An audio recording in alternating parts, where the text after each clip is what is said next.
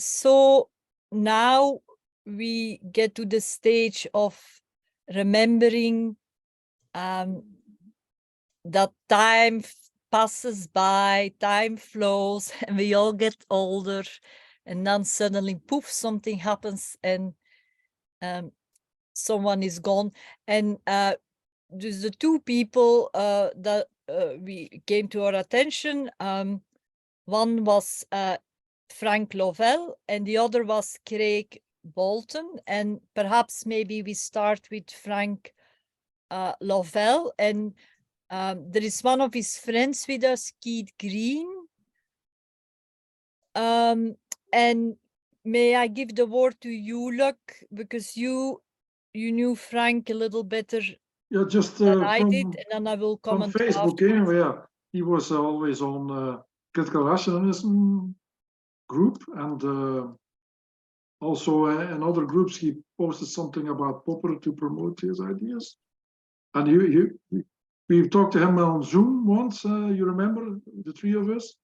Yeah. And he was also at Philip Benesch's congress there.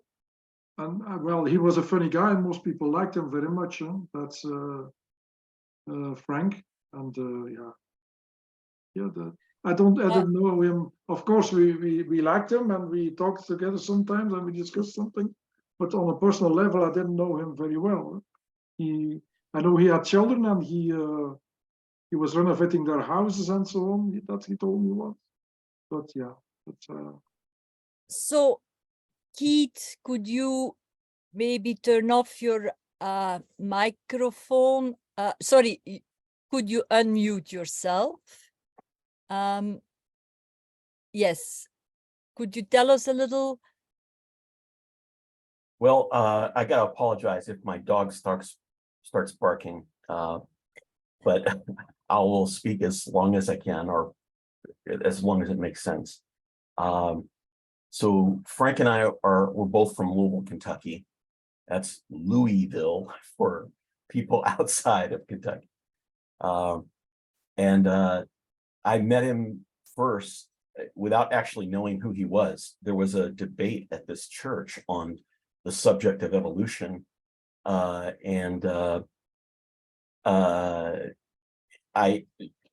went there, and it was Frank and this other friend of his. The friend was acting like his second. He was the guy who was maintaining Frank's cards for him.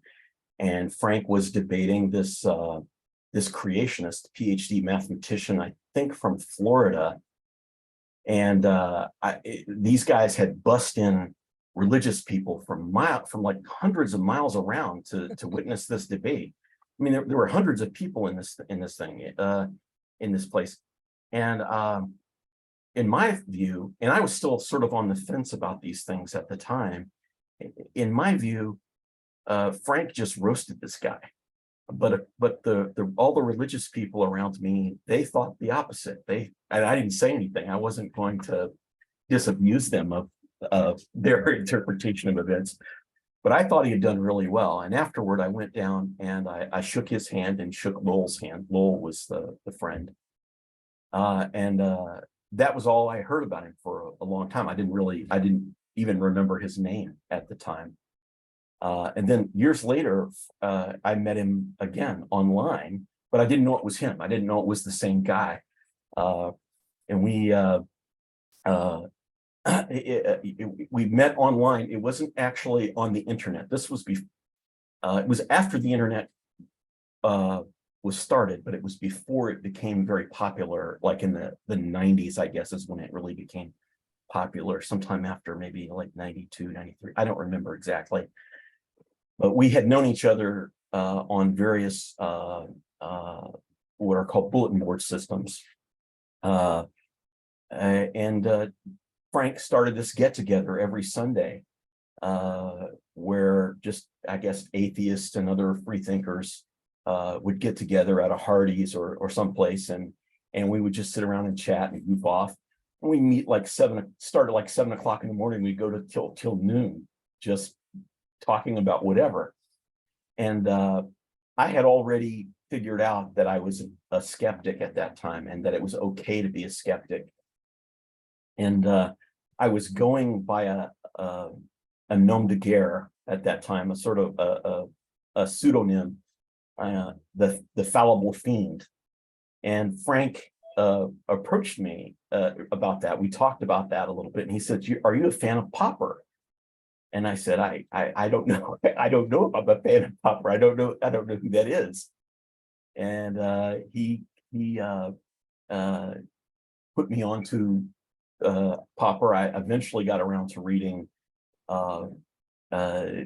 Objective Knowledge. It's one of the few books I've read more than once. I try not to read books more than once. I could probably read it 5 more times and still get knowledge from it, still learn things from it. But I was just really thrilled about that.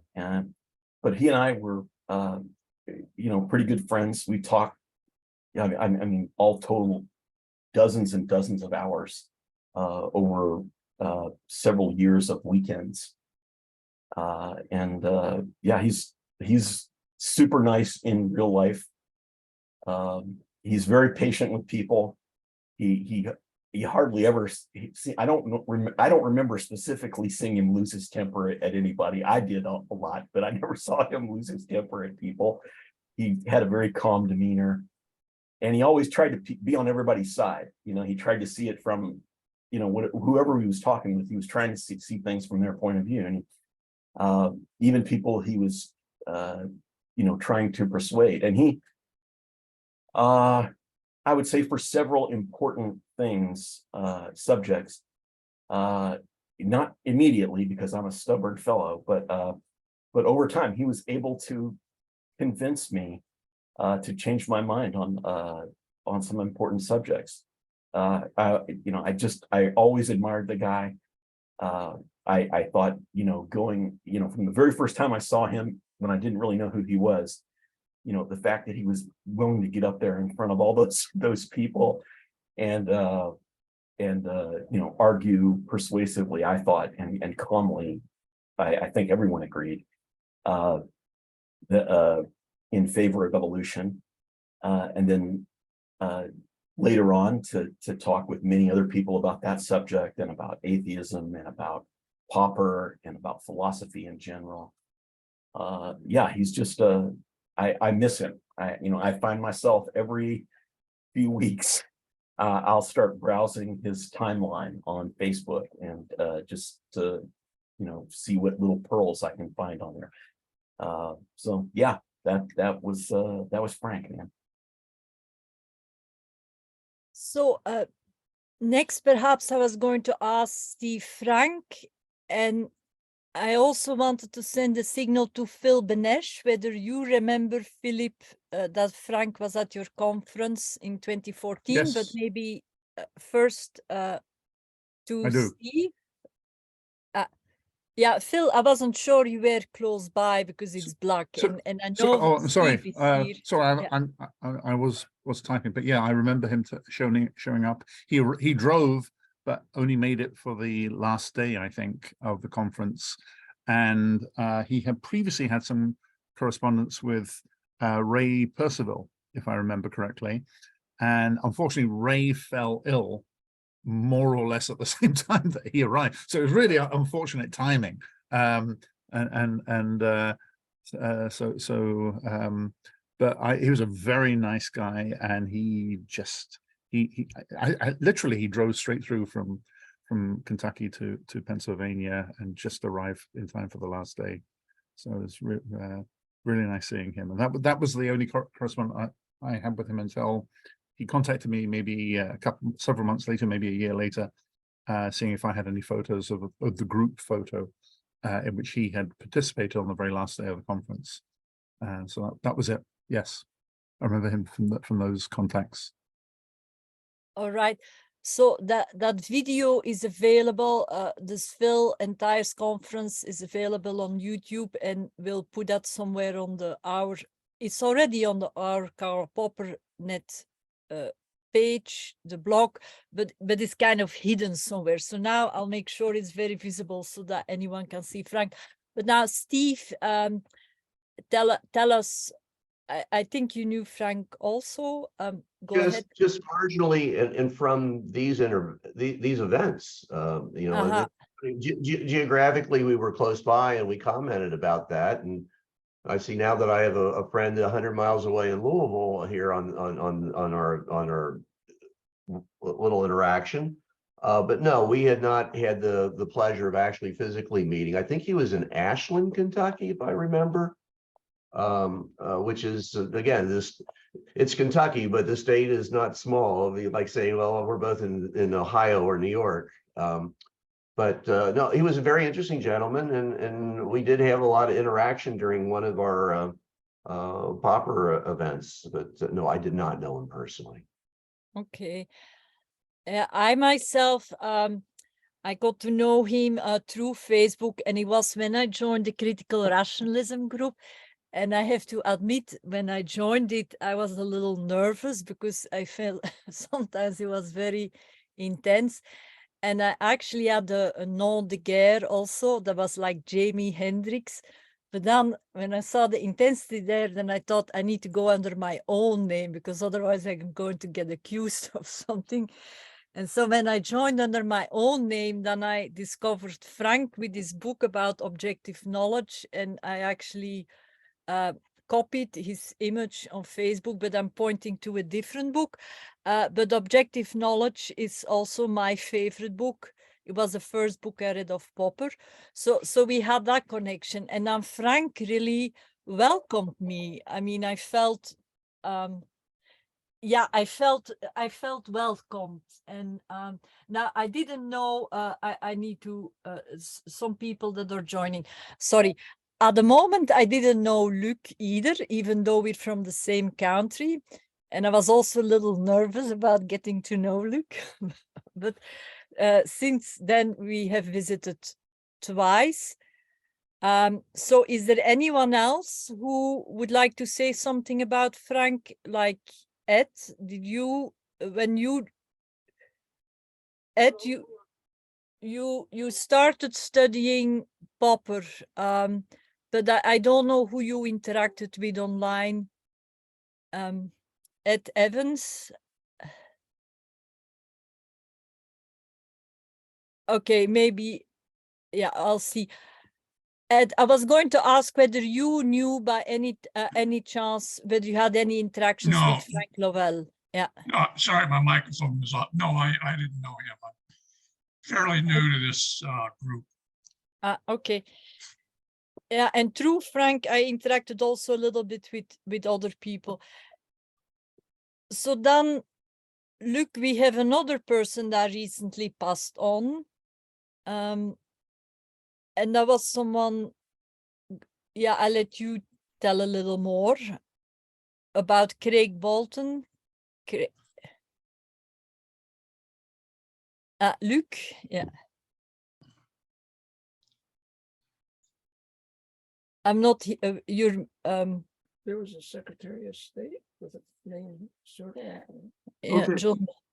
Yes, I discovered about Craig that at the end of March, because I hadn't heard of him, and I looked at his profile, but since the end of March he hadn't posted anything. And I asked Phil Wood, and Phil said, well, he searched the internet and he found an obituary for him, which was very weird because he was a lawyer, he had a PhD, he had been a teacher in a university. And it seems that they were trying to find somebody to pay for his funeral and so on. I then discovered that he had gone bankrupt and had divorced his wife at a later age. He was in his 70s. But of course, we don't know the story. So it's very well possible that he divorced and he went bankrupt to protect his family or something. We really don't know anything. We only know what we can find on the internet. So that's all we know, and it's a very sad story actually. But yeah, we don't know exactly what happened. What I did notice is that he had become somewhat better and somewhat frustrated lately, and some of the time he reacted somewhat frustrated. But yeah, not always. Sometimes, but he could write great comments sometimes on something. when somebody posted something, he could write great comments. He was a great writer. He was an intellectual. He was a smart guy, and it's very weird that he ended up like this. Yeah, and we don't know what happened. Yeah, we don't know anything actually. Yeah, we just found out that he died. Yeah. So I had hoped that Ray Percival would be here because, and that's a comment also to Steve. So there was a group of people that started in the 90s. Is that right? That you started kind of discussing Karl Popper with the Critical Cafe, and then you went to Yahoo in a Yeah. mailing group. It started, I always thought it was Ray Champion that maybe initialized it, but I could be wrong.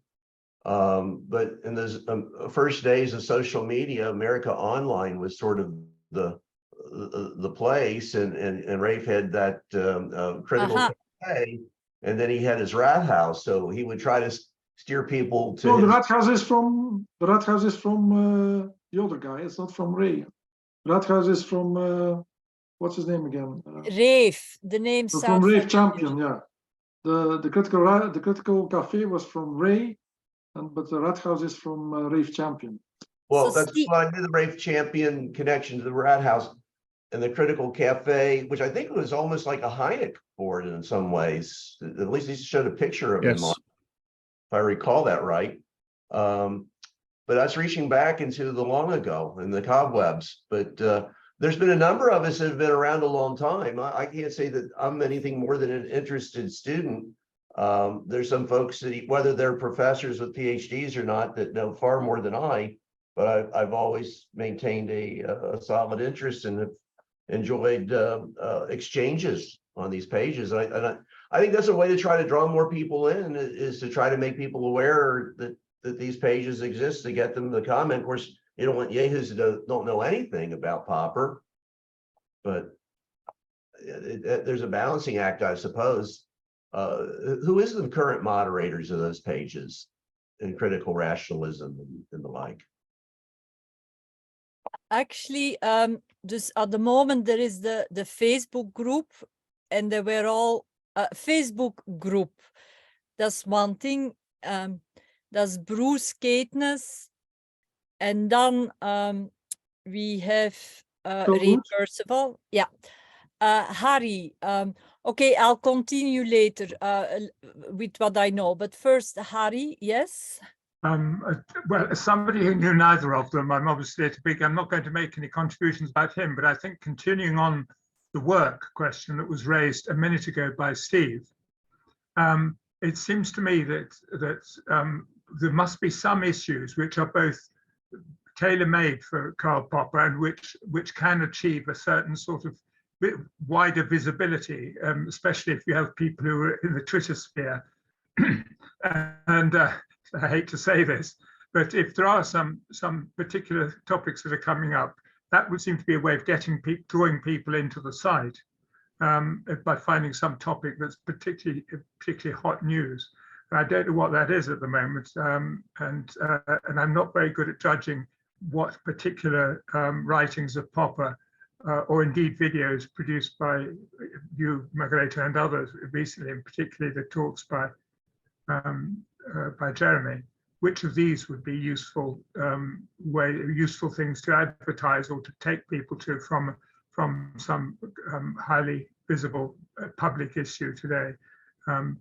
But and particularly good if you could take it via either of these two players, either by Frank Lovell or Craig Bolton. And I have no idea what would be appropriate. Anyway, I won't say any more. That's all I've got to say. I can say I've enjoyed watching the YouTube interviews of Popper, and they've been very interesting because I've never met the gentleman, and so I don't know. I've just found who's ever doing those and getting them out there, it's been a value to me and maybe some other people that are, students, but aren't as into the weeds as many might be here on this board. So are these are, I mean, I'm aware of some. I remember seeing Popper on the British Broadcasting Corporation, and there've been various other ones. Is there somebody who's got a collected Popper videos channel somewhere? Is that what you were telling me? Now, Oh, okay. I'll Google or YouTube. Thank you. Yes. Yes, it is some are organized and some are scattered a little bit more, and that's why both I think Frank and Greg and Steve and others, that you are important, because there is a community of people that and so the people coming and going, but the community stays alive. And so my understanding is today it moved to the Critical Rationalism Facebook group. And then there is the companion Karl Popper Facebook page that Luke took over from an earlier gentleman, and we covered that in a previous meet and greet. But there is also the Critical Rationalism blog, and that is now the name escapes me. I need to a gentleman from Japan who started that. What's his name again? Matt Diogardi. Matt Diogardi, yes. Yeah. And he did the Critical Rationalism, and he started the Facebook group in 2014. But before that, there was the Yahoo group, and I think Craig and maybe Frank must have been part of the Yahoo group, but that Yahoo stopped supporting groups, so that's totally gone. And I never was part of that because I was busy doing other things at the time. I didn't know. But I definitely, in the 90s, the Critical Cafe, I loved it. I mean, to just go and then I saw Ray Percival, and I discovered Rave Champions web pages. But so this community of people, I mean, I think are crucially important, because we kind of forget, and that's what Popper was.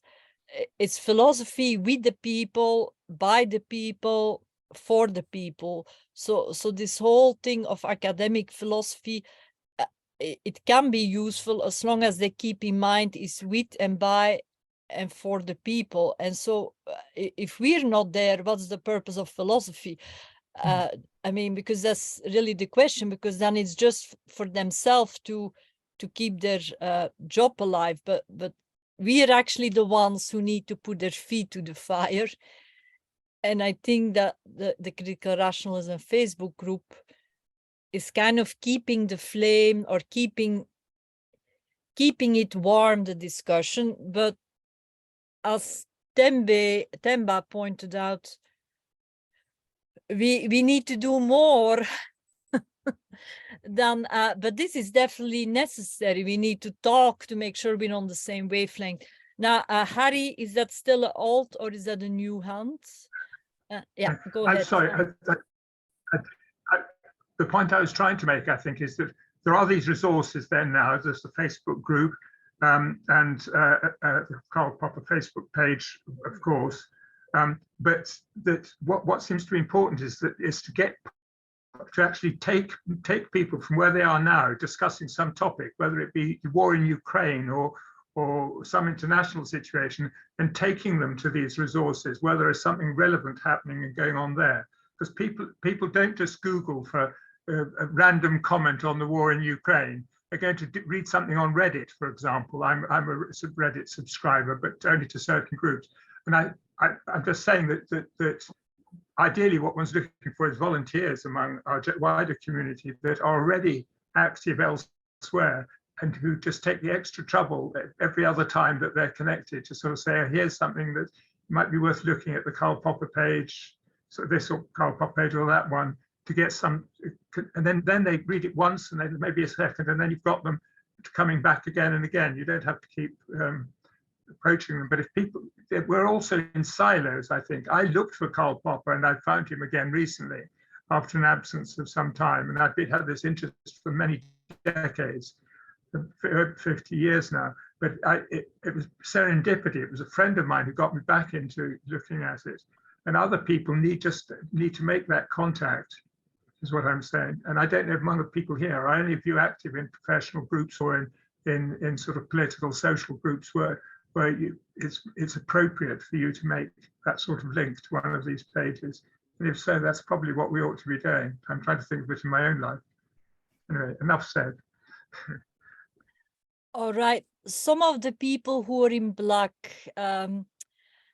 either Patsy, Ann Johnson, or Diana, or Matthias, or Francis, any of you. While I'm waiting, so I put in the chat room, we had a Google group created last time, and that was really for the purpose of doing things like Harry is telling, like very concrete action steps. So it was meant to be, yeah, but they are all little baby steps or like whatever embryonic steps. But if you put them all together, then they become something. And so the Google group is meant for people who want to kind of make their skills available, that they have a particular skill and to help each other with those projects. And it's also because not everyone is on Facebook, because the Critical Rationalism group is doing an excellent job of just sharing whatever information that is needed. But okay, I'm going to try again. Diana, could you unmute yourself? Yes, why? Okay. Would you like to say a little bit more about, because you're now how to, yes, you've been listening, I guess. So you came here because you saw us on like, okay, I'll give you the phone, the podium. The question was why I came here or why I joined.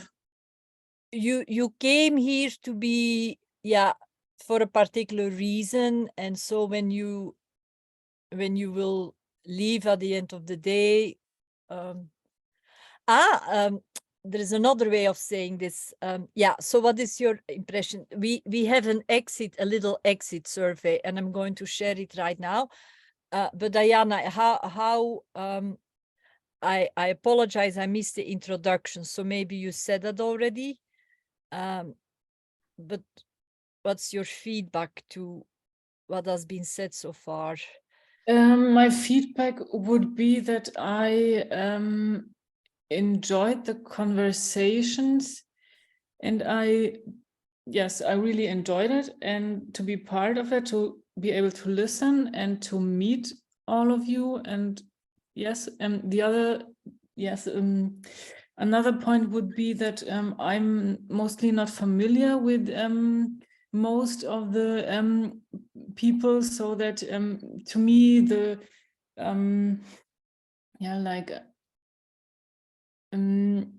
the personal story that a lot of people shared where I could not share, so I missed a little bit more of like this discussions of like theories. But I understand that it's a part of such a meeting that you share personal stories, and yes, but that's just my side, because I'm not a philosopher, and yes, I don't know most of the people mentioned. All right. I see, I will come back with the question, Diana, but I see Francis here.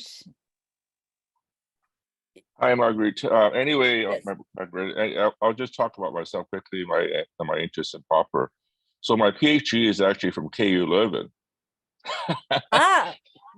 Belgium. Yeah, exactly. And my PhD was on C. Fuller social epistemology, and my first book was called Legitimizing Scientific Knowledge, which actually has sections on Popper in it, actually. And in March of this year, I presented a paper in Jeremy's conference. I think you were part of it as well. Yes. On post-truth and critical rationalism and C. Fuller and Popper. So I find this group very, very interesting in terms of what what it's doing in the different blogs and Tristan Popper. And I plan to present a follow-up paper in September at Jeremy's conference as well on post-truth and responding to some questions that came up at the March conference. All right. So, okay, Patsy Ann Johnson, I have seen you. Okay, sorry. Does anyone have any questions for Francis? All right, we look forward to the paper in this coming September. Right. Thank you. Now, I put in the chat room a link to that Google group and also for an exit survey if you want to click on it before you leave, so then it opens and then you can decide whether you want to fill it out. But I see some other people here. Hillel Kobrowski, Robin,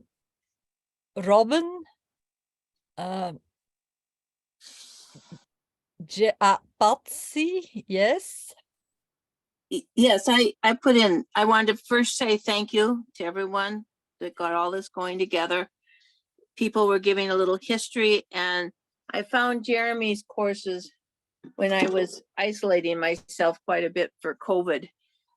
And I needed some intellectual activity where I wasn't being around anyone who could infect me. And it was great. And that's why I'm still on these mailing lists, and I appreciate all that. And I do know a little bit about Popper, not near as much as most, but I have a PhD and I did a sabbatical year in history and philosophy of science. And that's where I learned, the most about Popper. And so anyway, I just want to say, be sure we get all the information out, even just in this last little section where people were talking about the various groups. I did get the email about this conference or this day, whatever you call this. And be sure that goes out by email also. I will try to do your survey and get those links, but sometimes those are hard to get to. Sometimes things close up before one's done and whatever. So just make sure we do get that information, that we know about all the I'm on some of the Facebook, but maybe not all. I wasn't sure with the descriptions. And then the chat, I've been in some Zoom groups where they'll send the chat out when it has links, like you're just saying. So if you put them in the link here, but if it comes by email, it's much easier to deal with, and have at a later date. So that, and you maybe we're just planning to do all that anyway, but I just wanted to say, since there's some interest in getting people connected, that I think the email is a really nice follow-up, and the Facebook is, good too. And just, I'm glad we have this, because I live in Pennsylvania, we're various places, but especially I'm grateful because I never did get COVID. But, back when there were no vaccines and whatever, it was like I had enough issues that I didn't want to get COVID because I already had enough of their health issues. And so I'm just real grateful. I'm grateful that people who are interested in things and can get me thinking about things, that I'd had a while back in actual, graduate courses, that's been available. It's important to take care of, intellectual stimulation, what the word is, to keep thinking, as we mentioned, for the general populace, for all of us, so that we just don't get sloppy, maybe is the word. I'm not being very articulate here, but we have huge problems, in the United States, and they'll not be easily solved. But if we have some places where we can reasonably think about things, and I used to feel that as an educator too, as a university professor, if I could get people thinking about some things, maybe it'll help them later on think about some other things, where they get used to thinking and not just reacting and not believing everybody. And this kind of group does well the kind of things I was trying to do as a professor too with my students. And it's very important in a society, because if we don't have that, more and more things are going to fall apart. So thank you all. What you do is very important. All right.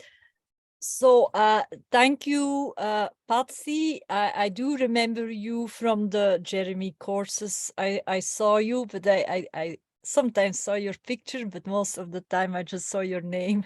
So Yeah, my picture is gone again. I keep putting it up on Zoom, and then I get back on another thing and it's gone. I don't know if somebody has Yeah. advice, but I put my picture on Zoom like 5 times. The other thing is I do use the 2 names, Patsy Ann, just, for future. That's what I was given before I was born, so I'm still trying to hold on to it. okay, Patsy Ann. So Matthias, I see you unmuted yourself. So, and then we have Hillel. So who shall go first? Matthias, since you're unmuted, perhaps? We're not hearing you. I don't know whether it's technical difficulties. Otherwise, Hillel Kobrowski, yes? Yes. Hello. Hi, good evening. I am Hillel Kobrowski from Israel, one of the students of Agassi.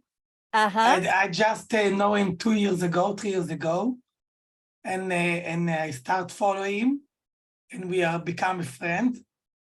And I came from the area of cybersecurity, and I start interested in philosophy, especially in the area of technology of philosophy, and start writing about cybersecurity with philosophy together. Combination between the 2 segments. You are on mute, Margarita. So I was going to ask, so have you published something in the area? I published an article in Hebrew. It was very interesting. Agassi, I give Agassi to read it, but it was very close before the day. It was very close before he died, so I don't have a chance to talk with him about it. But a lot from the article talk about Agassi ideas, and I combine between them with about cybersecurity and how much cybersecurity affect humanity and how much technology affect humanity.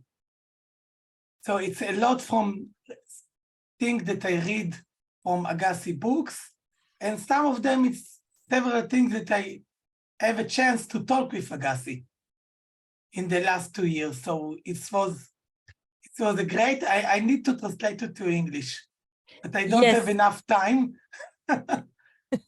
But it's a unique area because nobody write about it before. The combination between philosophy, technology, and cyber. And security. Cybersecurity. That people feel the need to protect themselves from what? And now the question is, what do they protect themselves from? So make sure if you, when it's translated in English, that it finds its way to us. Now, Harry, your hand is up. So I just wanted to say that that's precisely the sort of topic that we should be advertising. If we can make a connection between a sexy topic like this in English, hopefully, and the work of Karl Popper, I think that's precisely the sort of way that you'll get a lot of people interested, because it's all over the print. Anyway, that's all I want to say. Thank you. Okay. Look forward to it, Hillel. Thank you. Sorry, it was much bad. Yes, the connection was well, I just wanted I just wanted to say that that's precisely the sort of thing that should be made public and we could be used to lead people into an interest in Karl Popper's work if we can make that sort of topic widely publicized. So I look forward to that in English. We can sell Popper that way, not to mention Hillel. Okay, thank you, Ari. I plan to translate it to English in the next several months. All right. Any other questions, comments for Hillel? Then I see two more. I mean, actually, I'm going to just call to everyone who hasn't spoken yet. Marilyn R. and Robin. And I don't know where people are because they may be away from their laptop or so. And Jerry, are you listening? And then I'm going to try Gabriel. Gabriel, are you? So Gabriel would like to do a thesis or a graduate studies on Karl Popper's philosophy, and that was one of the things we wanted to do. I see Gabriel there. In the Google group, with the Google group, that we can give support to Gabriel in whatever capacity that we can be helpful. So Gabriel, how is it going?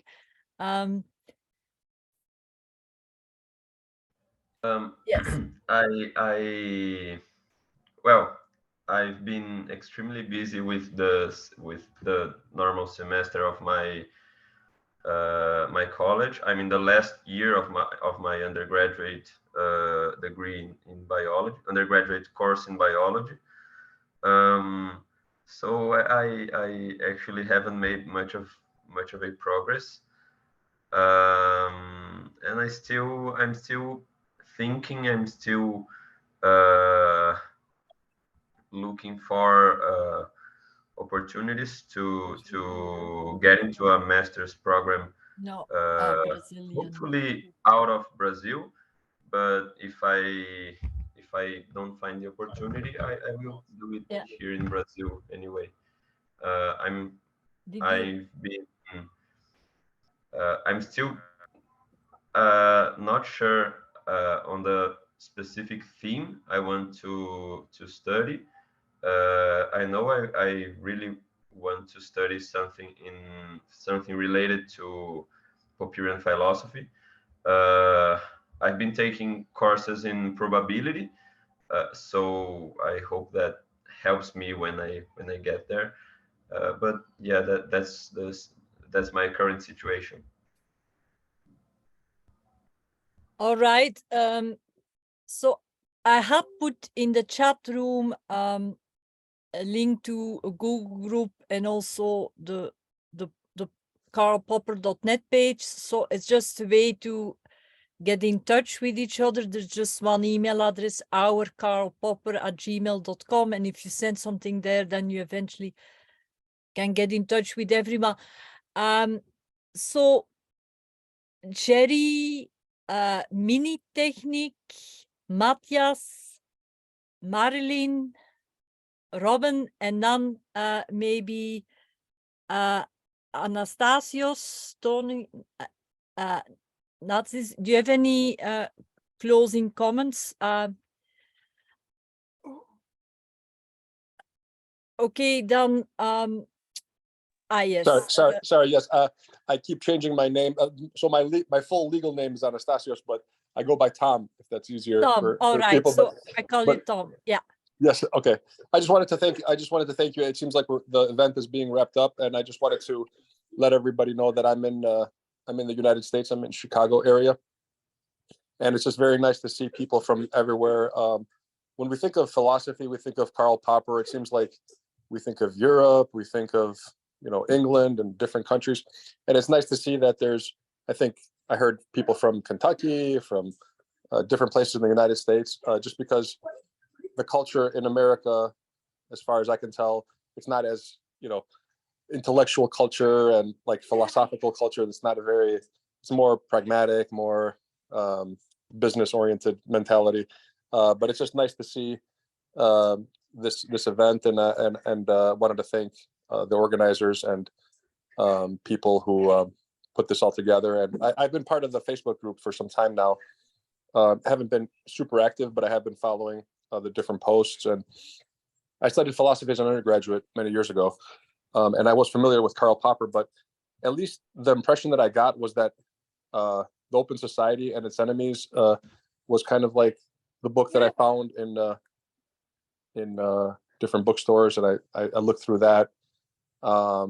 And I remember I was surprised. I was taken aback by his critiques of Plato, because, you know, Plato has such a prominent, you know, position as the I wouldn't call him the father of Western philosophy, but a lot of people say, like, Alfred North Whitehead talks about him being everything being a footnote to Plato. So I didn't really know much about Popper, but then I came to Popper through David Deutsch. Just came to his work through another source. But it's just funny how these things map out. But just wanted to thank everyone, and I might have sent out some Facebook friend requests to different people, just some of the names that I've seen. So don't be surprised if you see anything from Tom Nassis. So thanks again. All right. So before I go to Robin, I want to say our final closing segment is going to be a quick look at the book by Sheldon Richmans.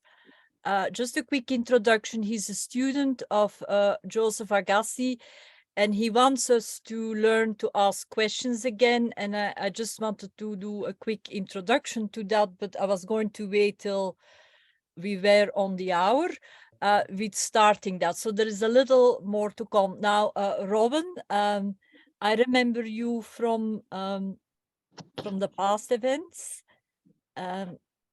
Did you tell us a little bit about how you're active in the Popper groups? Well, I do make occasional contributions, but only occasional ones. And I'm afraid today I've had to be rather busy on other things. So I've been dipping in and out, really. So I've not been in a position to follow all the arguments at length. So that's one of the reasons why I've not, on this occasion, decided to post any questions in. But it's certainly been extremely interesting, yes.